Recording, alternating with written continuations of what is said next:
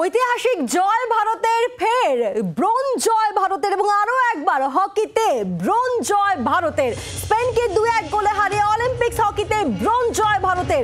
জার্মানির বিরুদ্ধে হকির সেমিতে হেরে সোনা ও রূপো জয়ের স্বপ্নভঙ্গ হয়েছিল, কিন্তু ব্রোঞ্জ জয়ের সুযোগ ছিল, সেই সুযোগ হাতছাড়া করলেন না ভারতীয় হকি দল। আমরা কথা বলবো, আমাদের সঙ্গে টেলিফোনে রয়েছেন দেবাঞ্জন, আমাদের প্রতিনিধি। দেবাঞ্জন, আরো একটা ব্রোঞ্জ এবং আরো একবার হকিতেই ব্রোঞ্জ ভারতের। একদমই তাই। গতকাল ভারতীয় সমর্থকদের তাদের স্বপ্নভঙ্গ হয়েছিল। আজ হয়তো সেই দীনেশ ফোগটকেই শ্রদ্ধা জানালো তার হকিতে ব্রোঞ্জ পদকটা দিয়ে ভারতীয় হকি দল। এবং 1968 এবং 1972 পরপর দুবার অলিম্পিক্সে ব্রোঞ্জ পদক নিয়ে ভারত মাঠ ছেড়েছিল। এবারও কিন্তু প্রায় একই পুনরাবৃত্তি 50 বছর পরে।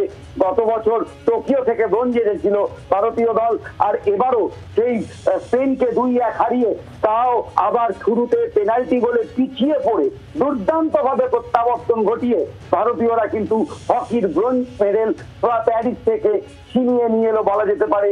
এবং দুর্দান্ত ভাবে আমরা যদি ভারতীয় হকির ইতিহাস দেখি, তাহলে 36-এর অলিম্পিক যদি ধ্যানচাঁদের হয়, 1948 সালের অলিম্পিক যদি বলবীর সিং সিনিয়রের হয়, তাহলে এই অলিম্পিকটা ছিল ভারতীয় দলের 3 বড় প্লেয়ারের। একজন হচ্ছে অমিত রোহিদাস, যিনি প্রত্যেক সময় গোল বাঁচিয়েছেন, পেনাল্টি কর্নার বাঁচিয়েছেন। গোলকিপার সিরেশ, যিনি আজকেই তার শেষ আন্তর্জাতিক ম্যাচটা খেলে ফেললেন। আর অবশ্যই ভারতীয় দলের অধিনায়ক হরমনপ্রীত সিং, তিনি যেন এই অলিম্পিকটায় যেন গোল মেশিন হয়ে গিয়েছিলেন। আজকেও স্পেনের কাছে ম্যাচ 1 গোলে পিছিয়ে যাওয়ার পর পেনাল্টি কর্নার থেকে তারই কিন্তু জোড়া গোলে ম্যাচে ফেরে ভারত এবং ব্রোঞ্জ পদক তারা গলায় উঠিয়ে নেয়। এবং সব থেকে বড় ব্যাপার দেখা যাচ্ছিল যে ম্যাচের পর ফিজেসকে গোলপোস্টের সামনে দাঁড়িয়ে ভারতীয় দল দুর্দান্ত ভাবে বিদায় জানালো ভারতীয় হকির পক্ষে।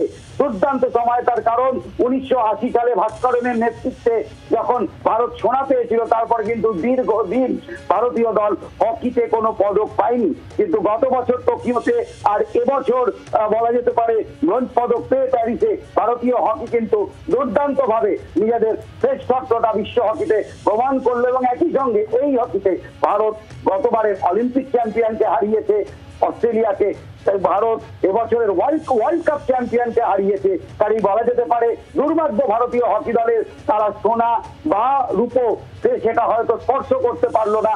কিন্তু একই সঙ্গে ভারতীয় হকি দল একটা নজির স্থাপন করে দিয়ে গেল প্যারিসের বুকে। দুর্দান্ত অ্যাটাকিং হকি খেলে ক্রেগ ফুলটনের ছেলেরা কিন্তু বলে দিয়ে গেল যেন ভারত হাম কিসিতে কাম নেই। অর্থাৎ দেবাঞ্জন, বলা যেতেই পারে যে প্যারিসে চকদে একেবারে দুরন্ত লড়ে জয় পেল ভারত।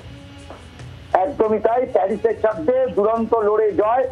48 ঘন্টা আগেই যখন জার্মানির কাছে ভারত 1 গোলে এগিয়ে গিয়েও ভারত পিছিয়ে গিয়েছিল, তারপরে ম্যাচটা হেরে যায়, তখন কিন্তু আশাভঙ্গ হয়েছিল ভারতীয়দের। চোখের জলে ড্রেসিং রুমে ফিরেছিলেন বিদেশ এবং তার ছেলেরা। কিন্তু তারপরে কিন্তু আজকের ম্যাচে দুর্দান্ত ভাবে প্রত্যাবর্তন, তাও আবার শুরুতে 1 গোল খেয়ে গিয়ে দুরন্ত অ্যাটাকিং হকি আজকে উপহার দিল ভারতীয়দের। এবং একই সঙ্গে দুরন্ত রক্ষণ, তার কারণ স্পেন কিন্তু যেরকম তারা ফিল্ড হকি মানে ফিল্ড আক্রমণ এবং একই সঙ্গে পেনাল্টি কর্নার, এই দুটো ক্ষেত্রে কিন্তু তারা যথেষ্ট দক্ষ। কিন্তু স্পেনের পেনাল্টি কর্নার গুলোকে কিন্তু ভারতীয় রাশিয়াররা এবং ভারতীয় রক্ষণ দুর্দান্ত ভাবে প্রতিরোধ করে কিন্তু স্পেনকে বড় মানে ভয়ঙ্কর হতে দেয়নি ভারতীয় রক্ষণে। আর তারই পুরস্কার হয়তো এই হকির ব্রোঞ্জ পদক। বাংলার আওয়াজ, বাঙালির আবেগ, জি 24 ঘন্টা।